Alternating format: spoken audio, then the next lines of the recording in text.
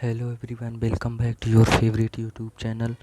आज हम लोग NCERT class 9 physics chapter first का नोट्स देखेंगे और समझेंगे भी। चैप्टर फर्स्ट का नेम है मोशन। हमारे बुक का चैप्टर 8 है ये। चलिए, पहला टॉपिक मोशन।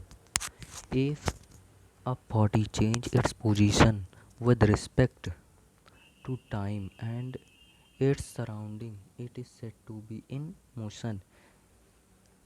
हमारे सराउंडिंग में जब बॉडी अपना पोजीशन चेंज करता है टाइम के रिस्पेक्ट में, तो हम उसे मोशन बोलते हैं। इसके टू स्टेट्स होते हैं मोशन, या तो रेस्ट में होगा या तो गति में होगा। Next point, origin. To describe the position of an object we need to specify a reference point called the origin.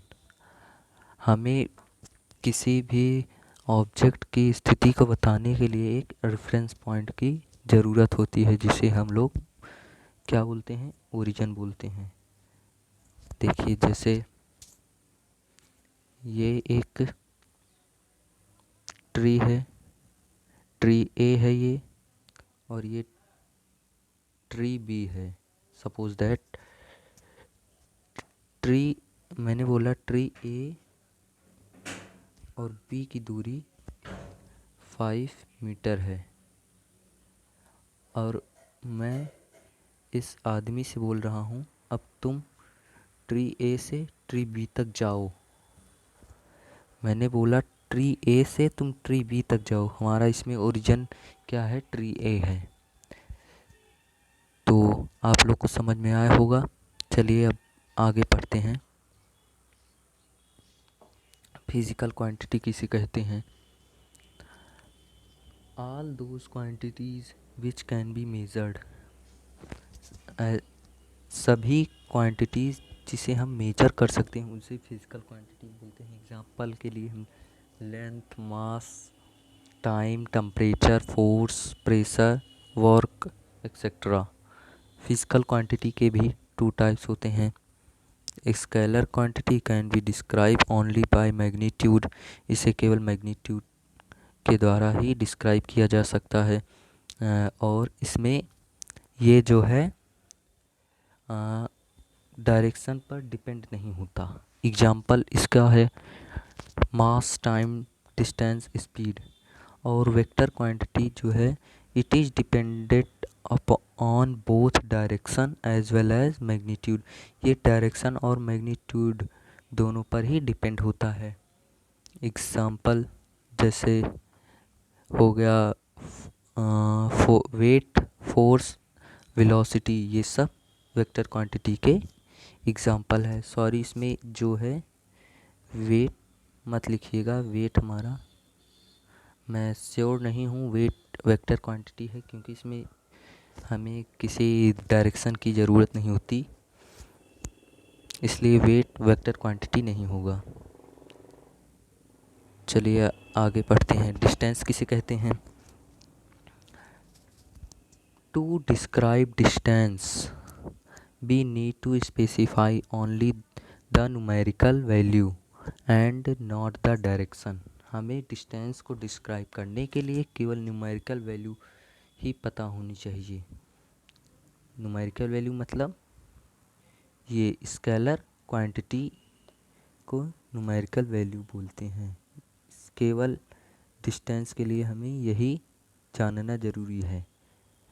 चलिए उसे अब कैसे जानते हैं। जैसे ये पॉइंट ए और ये बी के बीच में कितना डिस्टेंस है, 5 मीटर। मीटर जो है हमारा न्यूमेरिकल वैल्यू है, ठीक। इसी को हम लोग डिस्टेंस बोलते हैं। चलिए अब आगे डिस्प्लेसमेंट पढ़ते हैं। The shortest distance measured from initial to the final position of an object is known as the displacement. किसी भी ऑब्जेक्ट के द्वारा शॉर्टेस्ट डिस्टेंस ट्रेवल किया गया हो इनिशियल से फाइनल पोजीशन तक। एग्जांपल के लिए ये ऑब्जेक्ट बी और ये ऑब्जेक्ट सी, बी एंड सी, ये फाइनल, ये हमारा इनिशियल पोजीशन है और ये फाइनल पोजीशन है। इसने ऑब्जेक्ट जो है ट्रेवल किया बी टू सी, इसका डिस्टेंस 5 किलोमीटर, इसका डिस्प्लेसमेंट 5 किलोमीटर ही आएगा। अगर ऑब्जेक्ट वापस फिर से अपने इनिशियल पोजीशन पे आ जाएगा तो इसका डिस्प्लेसमेंट ज़ीरो हो जाएगा। क्यों ज़ीरो हो जाएगा? क्योंकि ये अपने इनिशियल पोजीशन पर फिर से वापस आ गया तो डिस्प्लेसमेंट ज़ीरो ही रहेगा। चलिए आगे पढ़ते हैं। और एक बात आपके लिए मैं बता देता हूँ, डिस्प्लेसमेंट ज़ीरो हो सकता है लेकिन डिस्टेंस कभी ज़ीरो नहीं हो सकता। मोशन के टाइप्स पढ़ते हैं, types of motion, uniform motion and non uniform motion, ये टू टाइप्स होते हैं मोशन के। The object covers equal distance in equal interval of time, किसी भी ऑब्जेक्ट के द्वारा इक्वल डिस्टेंस कवर किया गया हो इक्वल इंटरवल ऑफ टाइम में, तो हम इसे क्या बोलते हैं? हम इसे बोलते हैं यूनिफॉर्म मोशन। और नॉन यूनिफॉर्म मोशन पढ़ते हैं। The object covers unequal distance in equal interval of time, it is said to be non uniform motion. Object जो है अनइक्वल डिस्टेंस ट्रेवल करता है इक्वल इंटरवल ऑफ टाइम में, तो हम उसे नॉन यूनिफॉर्म मोशन बोलते हैं। फॉर एग्ज़ाम्पल, जैसे ये पॉइंट और ये पॉइंट, इसे पॉइंट डी और ये point E, object point D to E गया, इसका डिस्टेंस 5 मीटर और इसने टाइम कितना लिया? 2 मिनट। और फिर ये वापस आया, डिस्टेंस उतना ही है और टाइम उसने भी उतना ही लिया। वापस आया, वापस आने में उसने कितना टाइम लिया? 2 मिनट ही लिया।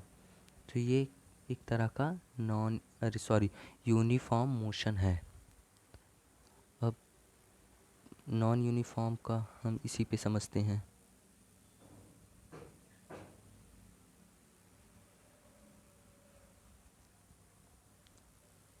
ये पॉइंट है और ये नेक्स्ट पॉइंट है, पॉइंट डी है, पॉइंट ई है। ऑब्जेक्ट डी से ई गया और वापस आया, इसको जाने में कितना टाइम लगा? 2 मिनट ही लगा और आने में भी 2 मिनट ही लगा। ठीक,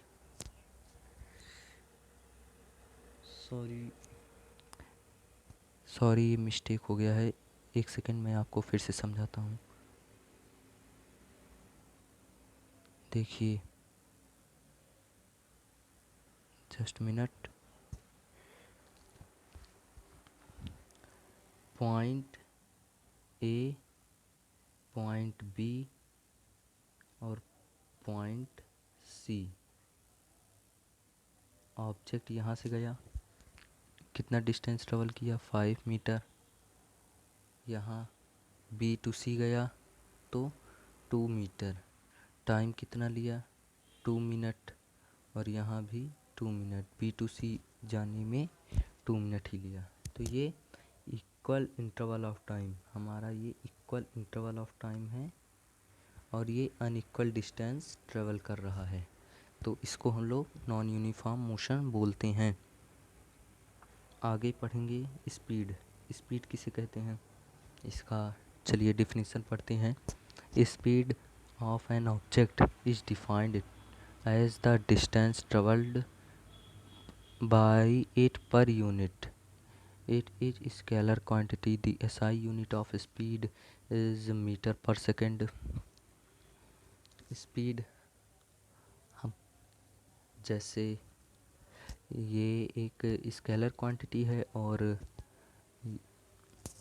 जो ऑब्जेक्ट है वो एक यूनिट में कितना पर मीटर सेकंड चल रहा है, मीटर पर सेकंड चल रहा है, ये स्पीड के थ्रू हमें पता चलता है। जैसे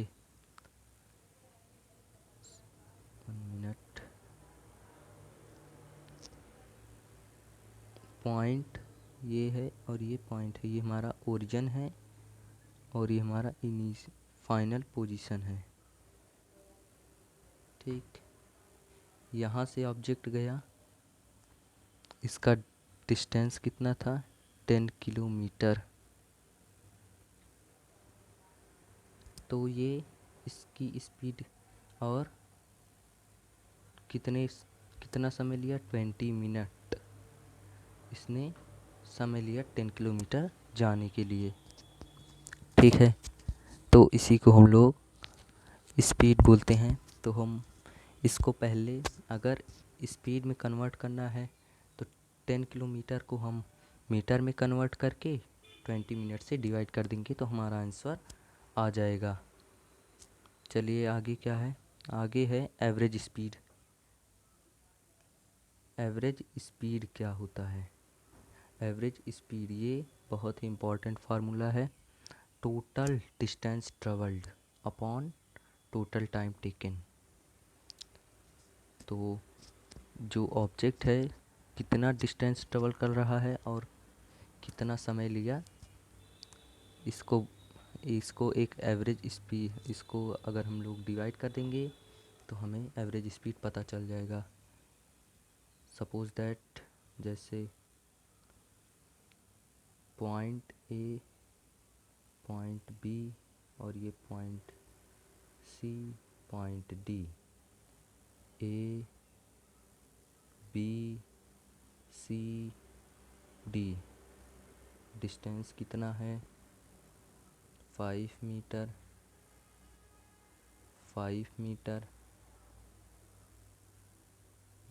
2 मीटर, और डी सी टू डी कितना हुआ 3 metre.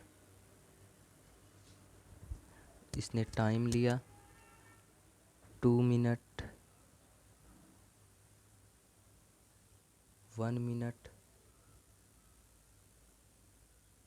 1 minute B to C पहुँचने में टाइम लिया और सी टू डी पहुँचने में इसने 3 मिनट का टाइम लिया। तो हम लोग पहले टाइम को प्लस कर लेंगे, टाइम 2 + 1, देखिए 2 + 1 + 3, 2 minute + 1 minute + 3 minute equal to आया 6। और डिस्टेंस कितना है 5 मीटर, 2 मीटर एंड 3 मीटर। 5 + 2 = 7, 7 + 3 = 10। तो हमारा टाइम 6 मिनट था और डिस्टेंस 10 किलोमीटर था। तो इसको हम लोग डिवाइड कर देंगे और हमारा जो आंसर आएगा वही हमारा एवरेज स्पीड होगा। चलिए, यहाँ तक आप लोग को समझ में आया होगा। अगर नहीं समझ में आया होगा तो प्लीज़ कमेंट बॉक्स में बताइएगा। आप, ये पहला पार्ट है, नेक्स्ट पार्ट जल्द ही अपलोड किया जाएगा। तब तक के लिए जय हिंद, जय भारत, वंदे मातरम।